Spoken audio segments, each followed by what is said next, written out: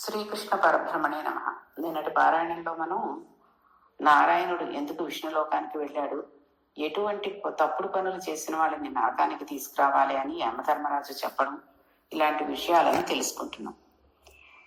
ఇంకా యమధర్మరాజు వారు అంటున్నారు, నా స్వామి చరణములు నాకు చాలు అని స్వామి పాదములను గట్టిగా కొనిన వాళ్ళు కొంతమంది ఉన్నారు.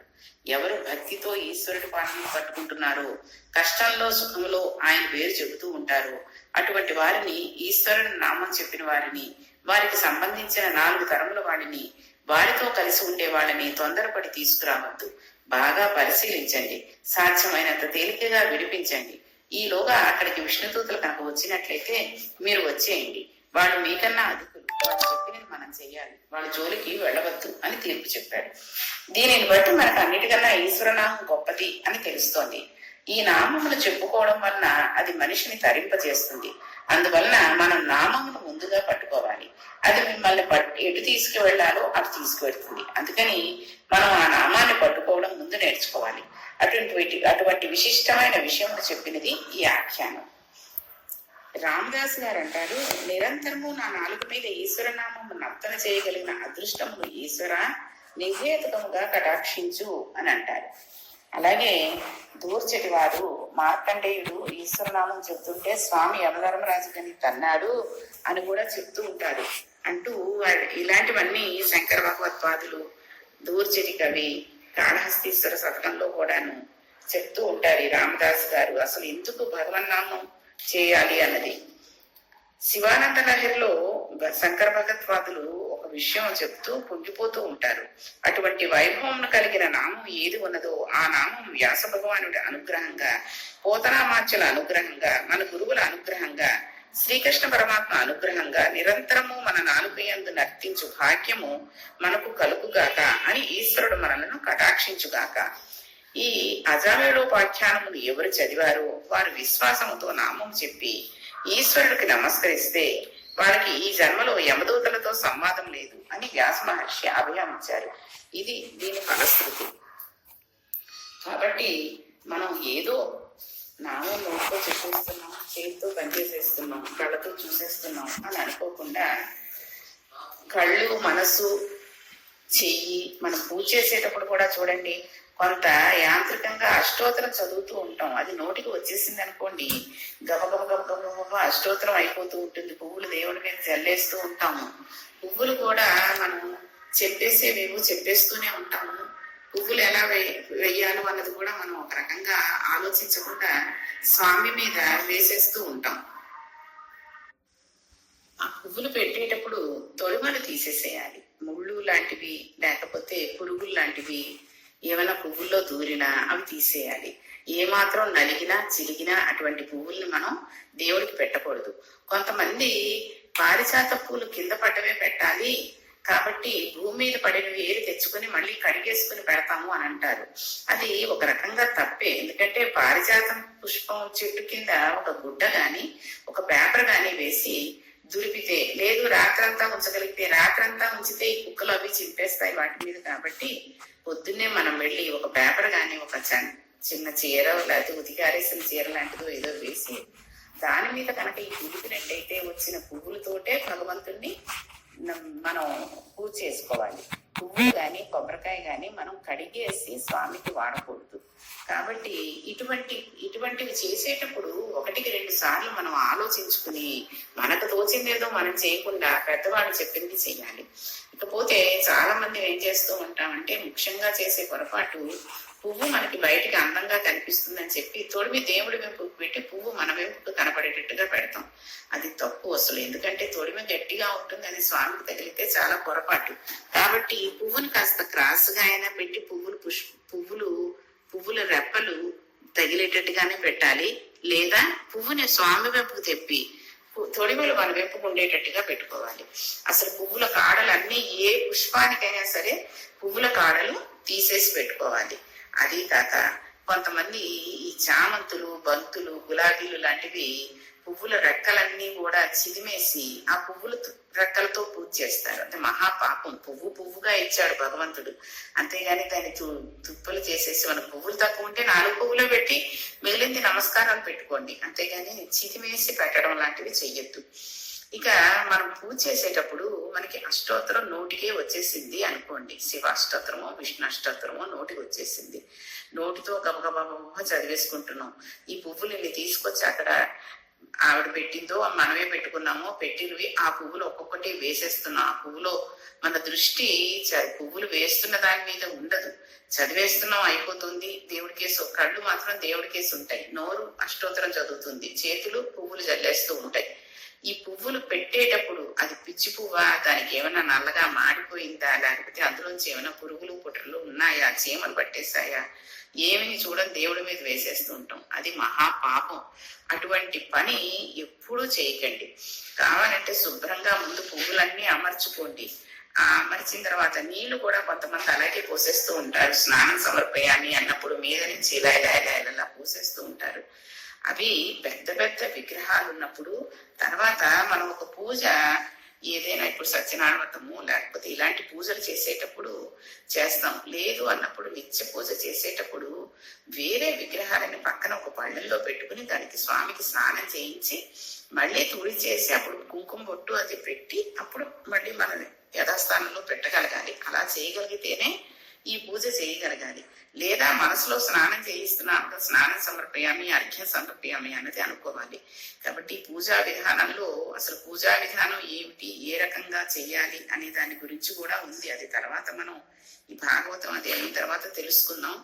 కాబట్టి అటువంటి పూజను చెయ్యాలి. ఎప్పుడూ కూడా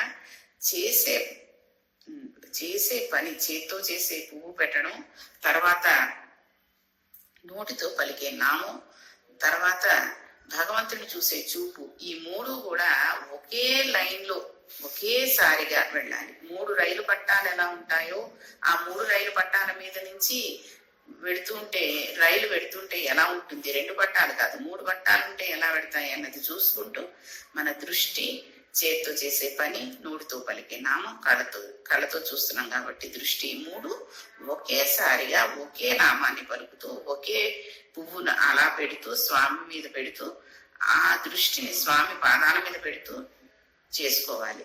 అలాగే మనం అధంగ పూజ అని చేస్తాం. అధంగ పూజల్లో మనం ఒక్కొక్క అవయవానికి ఒక్కొక్క పుష్పం పెడుతున్నట్టుగా చేస్తూ ఉంటాం.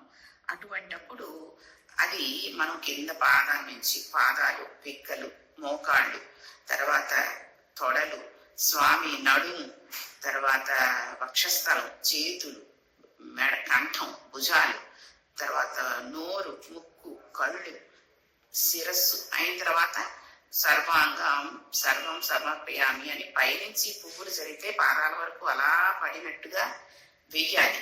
అలా వేసేంత పెద్ద పెద్ద విగ్రహాలు అవి ఇంట్లో అసలు మామూలుగా ఉండకూడదు, బొటన వేలంతే ఉండాలి. అవి వేసేటప్పుడు అలా ఊహలోనైనా మనం అలా ఊహించుకోవాలి. అంతేగాని ఒక అనంత పూజలో ఒక నామం చదువుతూ ఇంకో చోట వేసాం అనుకోండి పుష్పం, దాని ఫలితం ఉండదు. కాబట్టి చేసే పూజ మీద శ్రద్ధ చూపించండి. అదే ఇక్కడ మనకు చెప్తున్నారు ఆయన. ఎందుకంటే మనం ఈ కాలంలో ఎలా ఉంది కలియుగంలో అంటే, పొద్దున లేచి బ్రష్ చేసుకుని స్నానం చేసి టిఫిన్ తిని ఆఫీసుకు పరిగెత్తడమే. భగవంతుడి జోలికి ఓ నామం తుడుచుకుంటూనే చదివేసుకుంటూ ఉంటారు కొంతమంది. అష్టోత్తరాలు, తర్వాత సుప్రభాతాలు అవేను ఏదో రకంగా చదివేసుకుంటున్నాం అంటారు. ఆ తుడుచుకుంటూ చదువుకోవడం సగం బట్టలు లేకుండా చదువుకోవడమే కదండి. నగ్నంగా దేవుడి ముందు కూర్చుంటే ఎంత తప్పు వస్తుందో అంత పాపాన్ని మనం ఒడిగట్టుకున్న వాళ్ళం అవుతాం.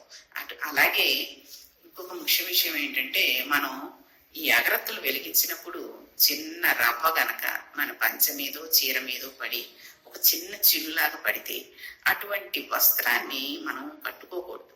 మళ్ళీ కుట్టేసుకుని కట్టుకోవడమైనా చెయ్యొచ్చు, కానీ చిన్న చిరుగు ఉన్న వస్త్రం కట్టుకుని పూజ చేసుకున్నట్టయితే మనం భగవంతుడి ముందు నగ్నంగా నిలబడి పూజ చేసుకున్న ఫలితం వస్తుంది. కాబట్టి ఈ విషయాన్ని కూడా మనం ఆలోచించుకోవాలి. అదేవిధంగా ఇంతకు ముందు తెలుసుకున్నట్టుగా పూజ చేసుకునే సమయంలో ఆవలింత గాని, దగ్గు గాని, తుమ్ము గాని, లేదా ఏ ఒక్క రంధ్రము ద్వారా అయినా మనకి గాలి కనుక బయటికి వెళ్ళినట్టయితే అసలు నిజానికి మళ్ళీ తిరిగి వెళ్ళి స్నానం చేసి వచ్చి కూర్చోవాలి. అయితే అంత సమయం ఉండదు కాబట్టి కాబట్టి కుడి చేతితో కుడి చెవిని ముట్టుకుని, ఎందుకంటే గంగా జలాన్ని జుహ్ను మహర్షి అందులోంచి విదిలిచాడు కాబట్టి గంగను ముట్టుకున్న ఫలితం వస్తుంది కాబట్టి ఆ రకంగా చేసుకుని మనం మళ్ళీ పూజ మొదలెట్టాలి. ఇలా పూజా విధానంలో కొన్ని విషయాలు మనం చేసుకోవాలి. అంతేగాని ఏదో భగవంతుడి నామం నోటితో చెప్పేశాము అనుకోవడం చాలా తప్పు.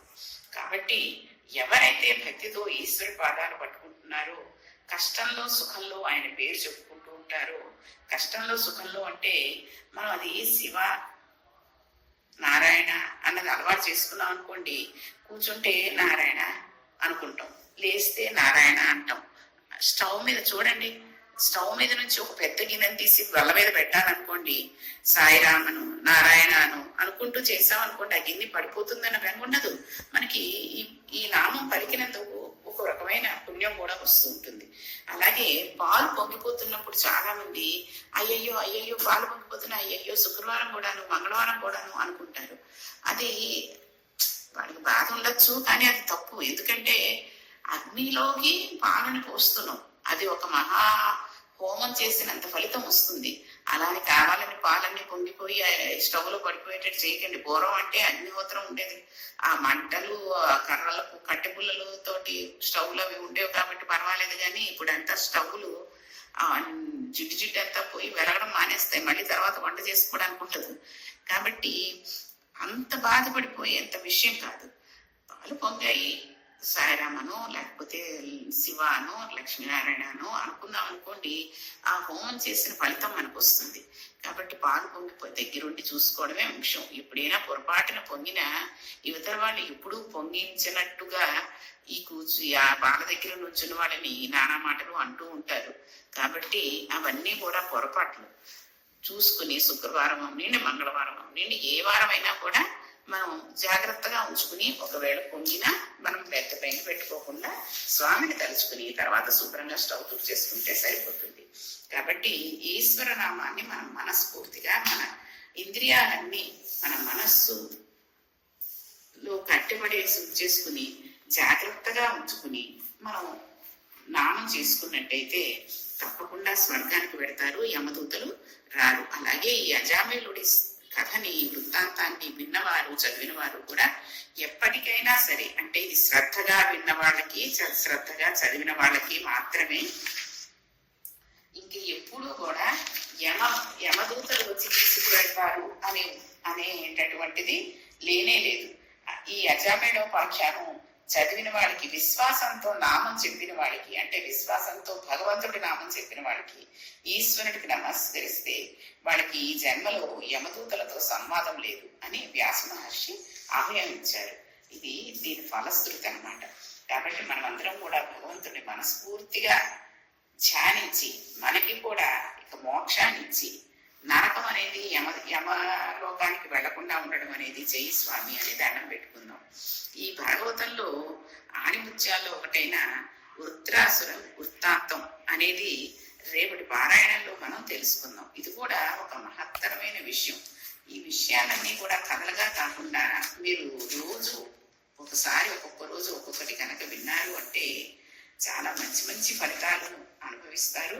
అది తర్వాత పిల్లలకు కూడా మంచి మంచి విషయాలు నేర్పిన వాళ్ళు అవుతారు. కాబట్టి రేపటి పారాయణంలో మనం వృత్రాసుర వృత్తాంతాన్ని తెలుసుకుందాం. శ్రీకృష్ణ పరబ్రహ్మణే నమః.